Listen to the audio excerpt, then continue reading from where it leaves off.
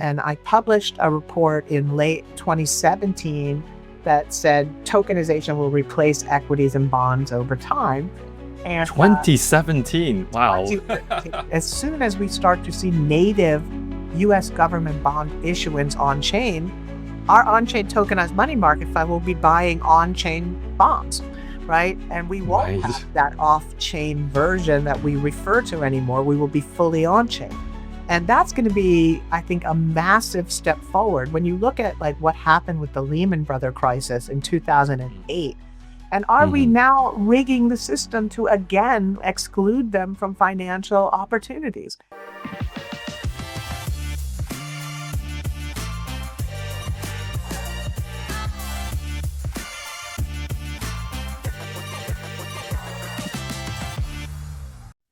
Welcome to Onchain Capital, your front row seat to the future of finance, from Web3 and AI innovation and digital asset policy to the power shift between East and West. Today, we're unpacking it all with Sandy Kaul, Executive Vice President and Head of Innovation at Franklin Templeton. Sandy, really great to have you on the show. Great to be here, Sean. Good to see you again. Likewise. So last time when you and I met in Hong Kong a couple of months ago, we had a very long discussions around everything from tokenizations to stablecoin, RWA, and obviously regulatory policies that are developing around the world. Before we dive into all of those fascinating topics, if you don't mind for the audience, maybe a quick career journey in terms of how you got to the position you're in now and what really excites you about what you're doing today. Yeah, that's a great question. And it really is a journey, right? I started off trading in the commodity markets.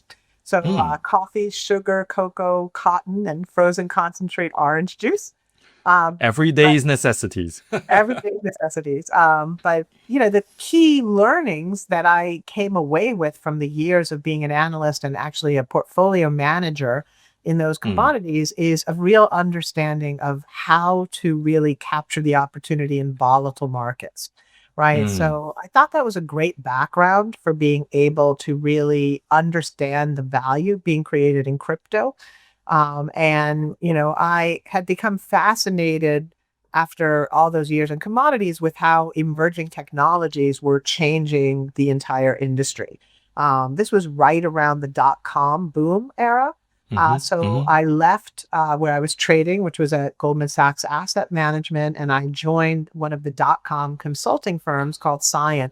And I really was able to bring the first generation of online services for institutional financial markets into being, right? We built the first research portals at Cyan. We built the first online trading apps.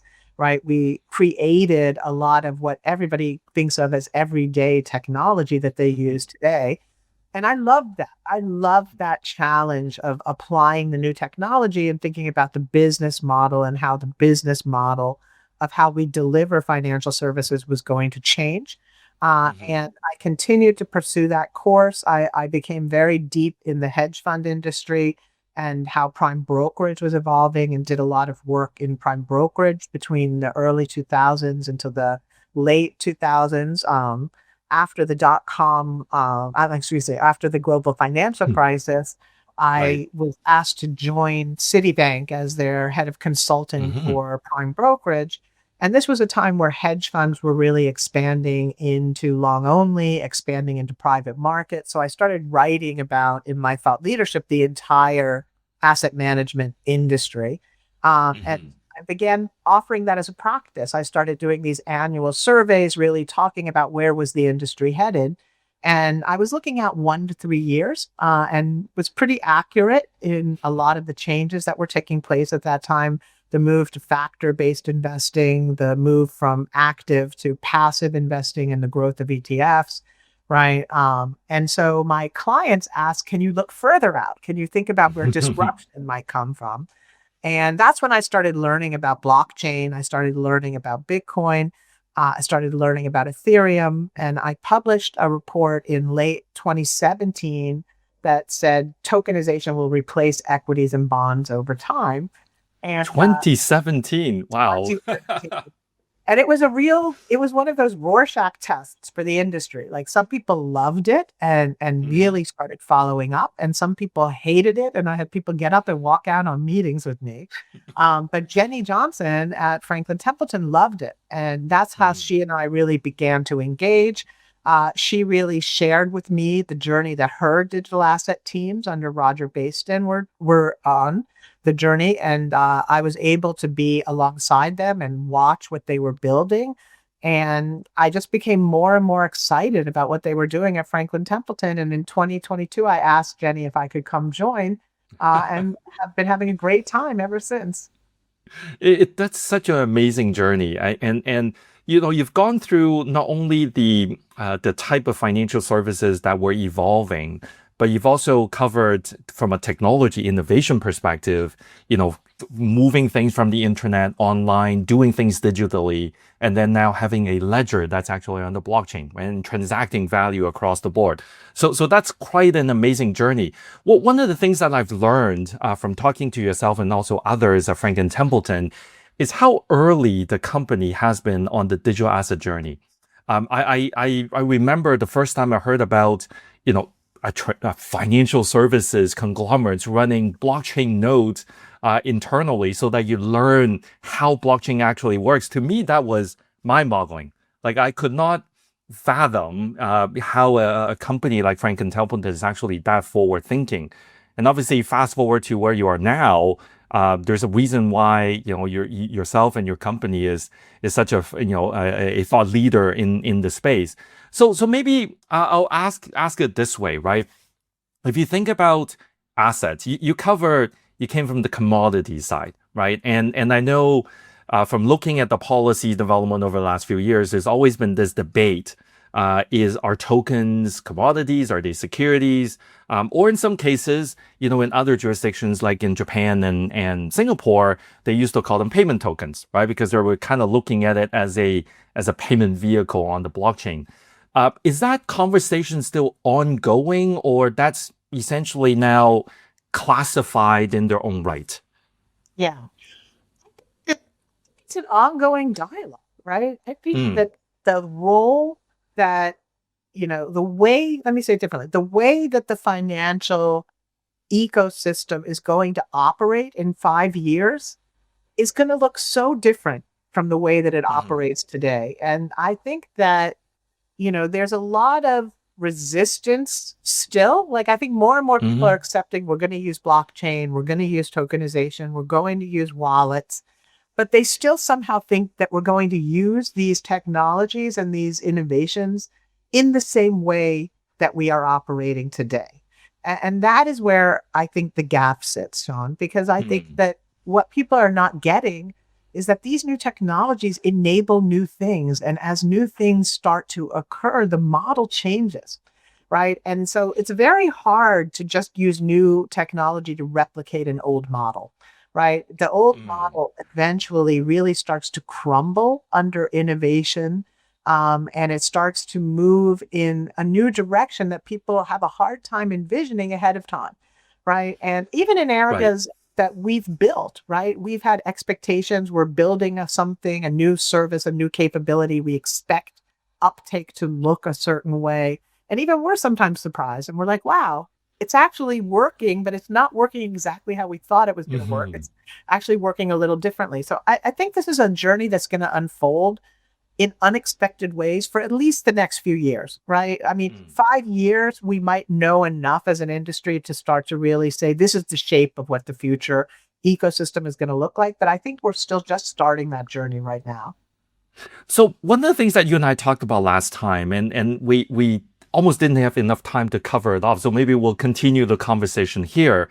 It is if you think about the last, you know, maybe the first 10 years, 15 years of the crypto journey, right, from the Bitcoin white paper to almost now, there's a lot of crypto native assets. Right, things that are natively created on the blockchain, whether those Yeah. are the currencies themselves, the tokens themselves, or maybe NFTs and other things. And then, of course, the last couple of years, now you're starting to have RWAs, like real world assets that's on the blockchain. Now, they're called RWAs because there's actually a real world asset sitting somewhere, right? And now Yeah. you have a digital representation. But I continue to hear a lot of the folks that may not be as a true believer, right? And they think, oh, okay, so you have a digital representation, but how is that different than, creating an entry on the database to say I have a digital representation? Why does it have to be on a blockchain? And then more importantly, to your point earlier, how is it different? How is the model different now with these RWAs that are running on the blockchain? Are they just representation? You still need to rely on the native thing? Or can they now actually have a life on its own? I'd love to hear your thought on that. Yeah. So this is one of the areas that I think is the most exciting right now, because you kind of have different camps that are looking at this in very different ways. So I'm going to share with you how I think of it, right?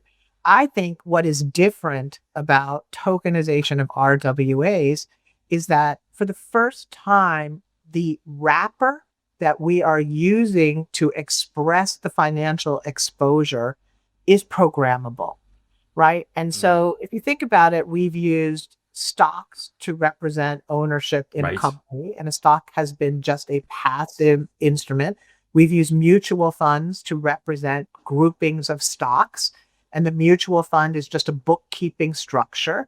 We've used ETFs to represent groups of actual underlying securities, and the ETF is just a wrapper, right? And now with tokenization being programmable, the token itself becomes a piece of self-executing software, right? So whatever is inside of that token now is not passive, it is active. It has a set of functions it can fulfill.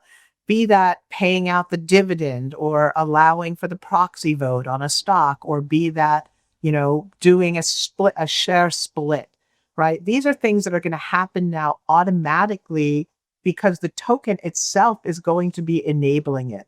So we are moving from passive instruments to active software, and we are putting financial exposures into software that can now be used in multiple ways that we've never had available before. And this is why, to me, a lot of the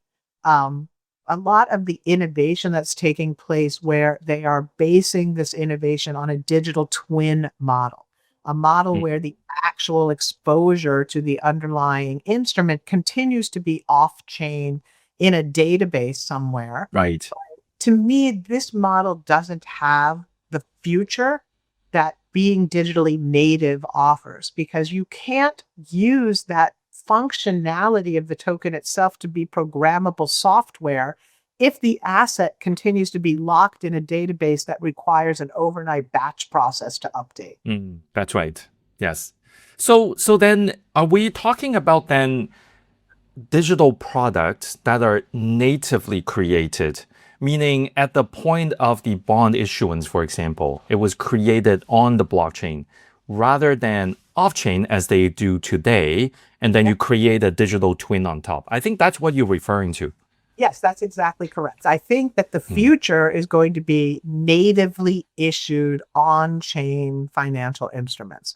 So that's going to be everything from IPOs on-chain for stocks, to fund launches on chain, to government bonds being minted and issued on chain, right? I think that we are going to move into a world where the creation of assets now happens on chain, because then you are able to use the programmability of the tokenized wrapper to really achieve all of the benefits that we can't do today, that we have tons of middle office and back office processing and lots of manual interventions to enable, right? That's going to all start to happen automatically, which is going to enable our velocity and volume of trading to really go exponential. So let me tie it back into some of the products that you have, right? Yeah. So when we look at a product like Benji, which is a tokenized money market fund denominated in US dollar, natively created on the blockchain, tradable 24/7, and it has a variety of different programmabilities that are built into it, right? We spent a lot of time talking about that last time. My question to you, though, is, okay, so you have the Benji token here that represents the money market fund, but then you also have the off-chain version that you have been selling and you continue to sell. How do the two correlate to each other, or are they going to just operate in two different realms without any interaction in between each other? Yeah, I think they're going to operate in two different realms. And I believe as soon, right, and this could be as soon as the second half of this year, right, as soon as we start to see native US government bond issuance on chain, our on-chain tokenized money market fund will be buying on-chain bonds, right? And we won't have Right. that off-chain version that we refer to anymore. We will be fully on-chain. And that's going to be, I think, a massive step forward. When you look at like what happened with the Lehman Brothers crisis in 2008, if those money market funds had been on chain and you could actually unwrap the fund token and get at Right. the underlying bond collateral instantly, think about we would not have had the crisis that we had. Right. So I think that this is inevitably the direction that we're moving in the industry because it's going to be so much better in terms of consumer protection. And it's going to be so much more efficient that it's going to free up billions and billions of dollars of collateral every day. So then, in that case, when I think about a token lives on the blockchain. Yes, it is natively minted there, but it also operates 24/7 in a sense that it has tradability and traceability at Yeah. any moment in time. Yep. So we talk about these real world assets, right? They represent the real thing. And then you have some version of it, the traditional version, that are still operating 9 to 5, trading hours, depending on jurisdiction as well. And then now you've got this new thing that's 24/7. I would think naturally there's going to be an inertia going towards this area, right? As long as you've got enough regulatory clarity around the recognition of these new products, and then also you have enough institutions that are able to accept them as real products and new real collaterals. This is why the cooperation, right, between the Mm, traditional financial industry and the crypto natives is so critical, Sean, because mm, the way to really enable the growth of the overall ecosystem is to create the interoperability that we need to move money wherever it needs to move at a moment's notice, 24/7, anywhere in the world, right? And to do that, you need the fiat rails brought into the new system, right? You yes, can't do this as an isolated pocket where fiat just moves out and then never goes back in at any point in the chain. Inevitably, fiat goes back into something, right? that's And right. so you need to have this interoperability, and we're calling it this universal liquidity layer, where there Mm, is complete interoperability between central bank digital currencies, tokenized bank deposits, stable coins, tokenized money market funds, tokenized sovereign debt, right? All of this mm, tokenized credit products, all of these products that enable you to access and manage cash need to operate completely effectively on chain before you're going to really see volumes build and assets build in the other real world assets. Because if you can't pay for things, if you can't mhm. collateralize things, and if you can't obtain yield and make your cash go to work for you, you're not going to deploy it into an ecosystem. So to us, this is really the first step in laying the foundation for our new financial markets.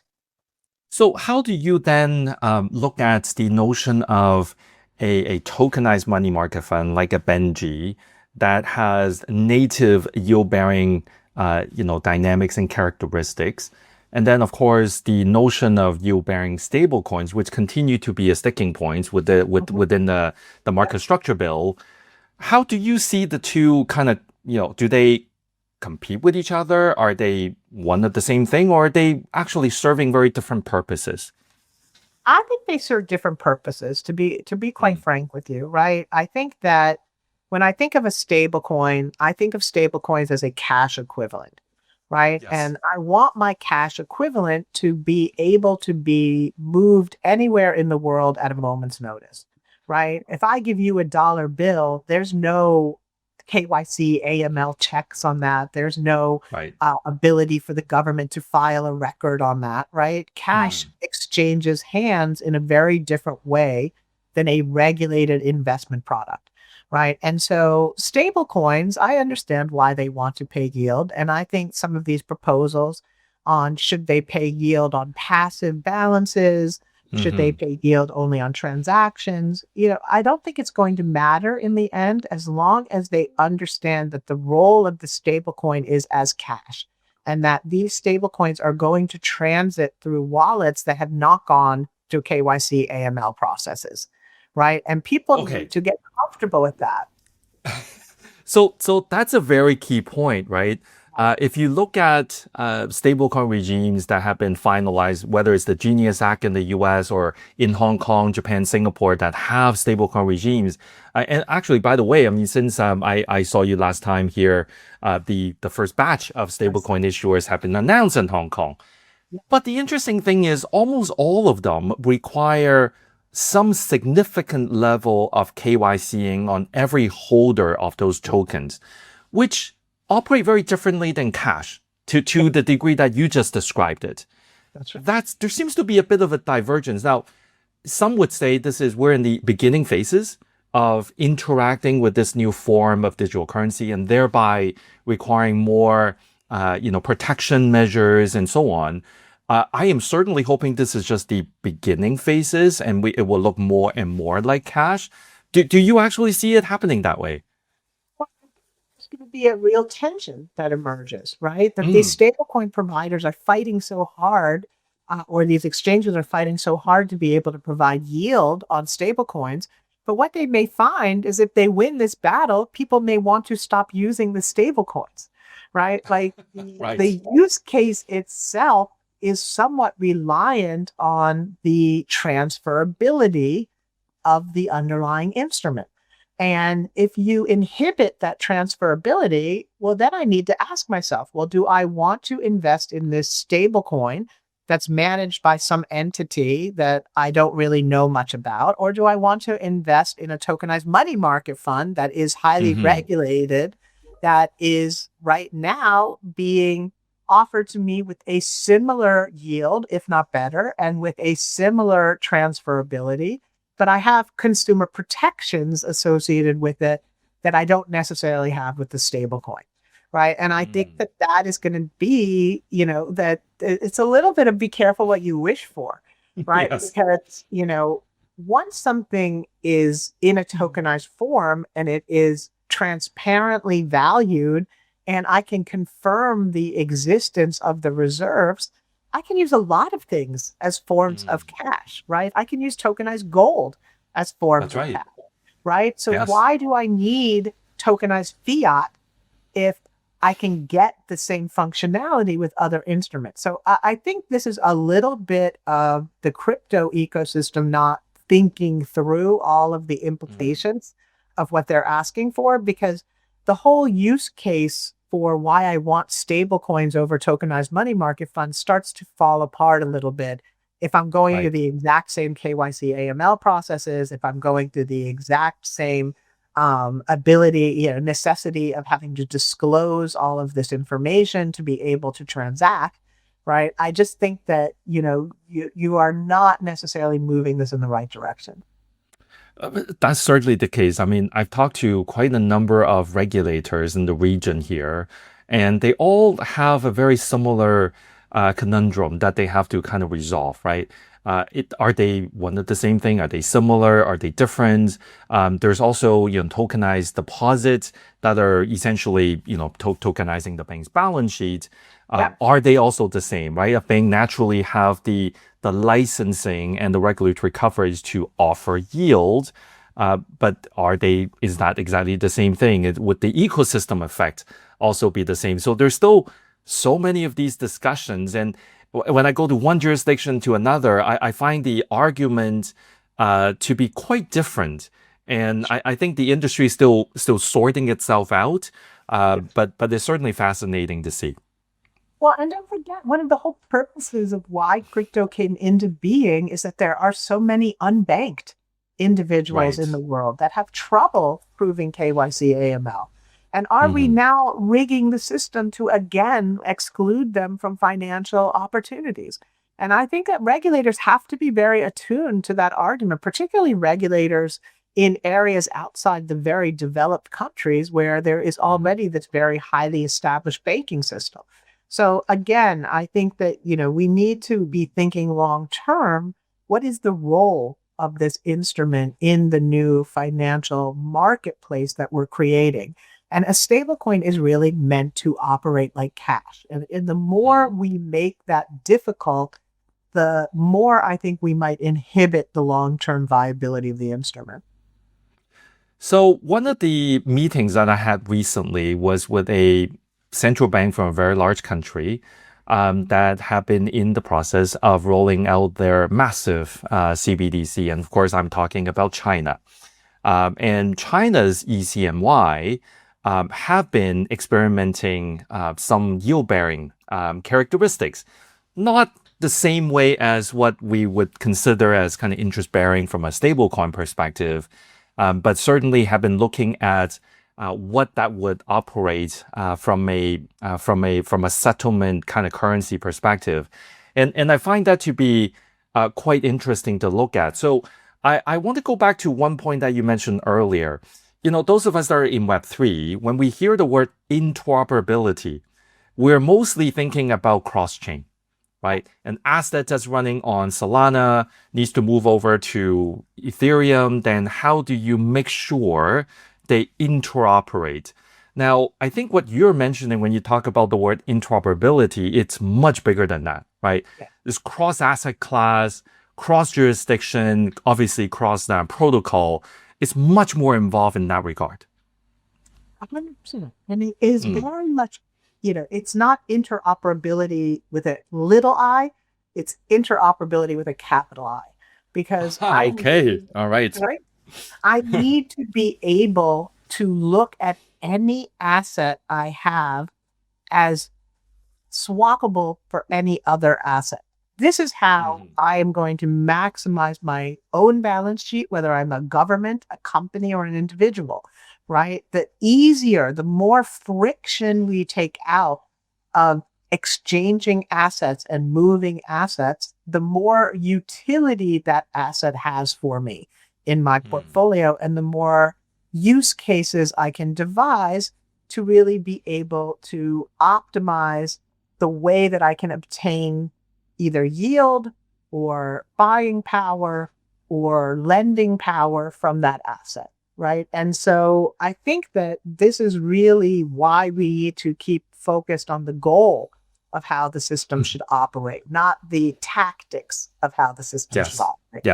Yes. So Sandy, maybe one last question while I have you here. So if we think about what you just shared, right, the interoperability, the different asset classes, the really helping bank the unbanked, right, which is the ethos of how Web3 came into it in the first place. I've also heard you mention several times in podcasts and interviews where you think the new account, right, that we've always think about as account, it really should just be a wallet, because now you could essentially have tokenized funds, you can have tokenized securities, tokenized gold, and then obviously tokenized money all put into the same place. But then the key question becomes the notion of the wallet. Assets in the traditional realm has always been custodized by someone, a licensed player looking after your assets, looking after your money, and thereby providing services to you, right? That's always been the operating model. Yeah. When you move into a wallet and potentially a self-hosted wallet with all of these regulated financial products in place, how would that play out? First off, it goes back to what we were just discussing, Sean, about interoperability, right? If I want to utilize every asset to its maximum potential, I need those assets commingled, and I need them in wrappers that can talk to each other and communicate with each other, right? So that's one reason why the wallet is so important.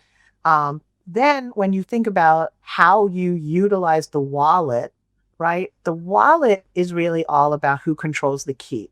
And you can have self-custody where you control your own key.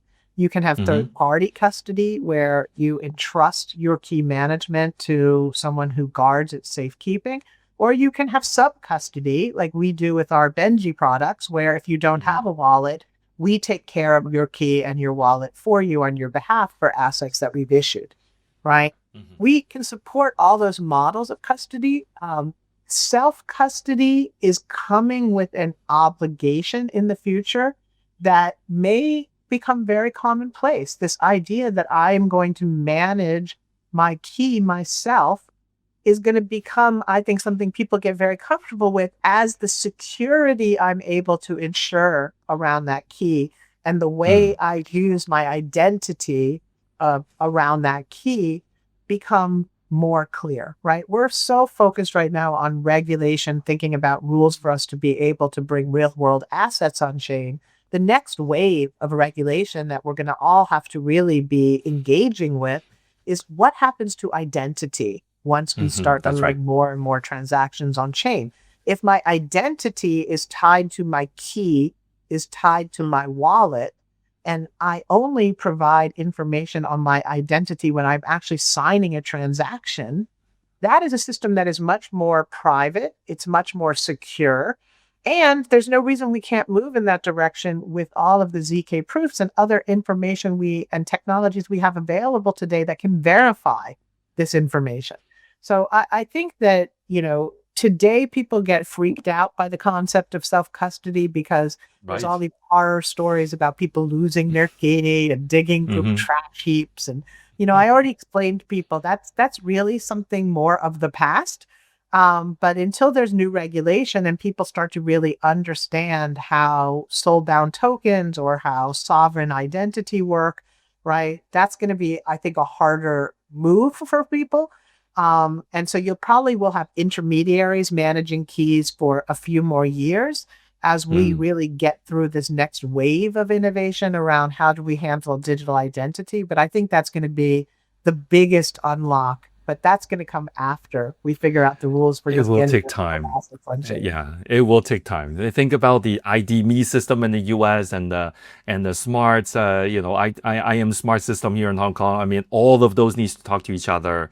You essentially almost have to create an ID oracle where you're facilitating, triaging, and validating all of that while you're signing transactions so you can validate who you are. On that note, I think that's going to be our next conversation next time when we see each other to see where all of that is going to go. Because I agree with you. Now that I think we have the fundamentals sorted and we have the asset class, we have the regulation, we have the settlement layer more or less in place, the next layer is going to be accessibility. Who gets to access where, how, and how do you trust it, right? That trust factor needs to raise all the way up there. Right. How do you handle critical, personally identifiable information in this new ecosystem? Yeah. Well, we'll leave that on the next one, but thank you so much, Sandy, for coming on the show. I learn a lot every time I talk to you. You're such a fascinating thought leader, not only in the company, but in the industry. So again, thank you so much. I hope the audience learned a lot from this conversation. Thank you so much, Sean. I always enjoy speaking with you as well. Such a fun conversation. Sandy, I'll see you again. Take care.